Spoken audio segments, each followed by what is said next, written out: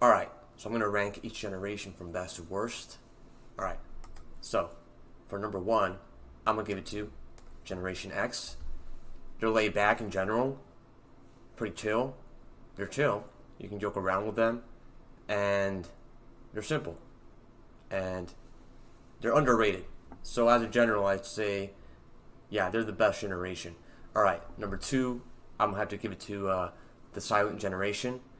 They're straightforward. They cut to the chase, and they got class. They're classy in general. They got class, right? So yeah, number two, Silent Generation. Number three, I'm gonna have to give it to Boomers. They're solid. They're pretty solid, and there's a huge range of differences in Boomers. I say Boomers is a generation with the most diversity because you got a lot of them are similar to the previous Silent Generation, traditional, and then a lot of them are, because during that time was a counterculture in the '60s. You got hippies basically, right? And so there's a huge range from like the traditional type to the hippies type, and then you got in between a lot of them. They're just basically normal, right? All right. So number four, millennials.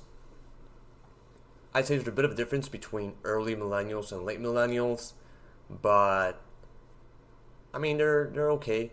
They're not as laid back and chill as Generation X, and in fact, that's when the people start getting a bit more serious about certain topics that you shouldn't really be all that serious about. You shouldn't have to be all that serious about. And last place is Gen Z, which I am.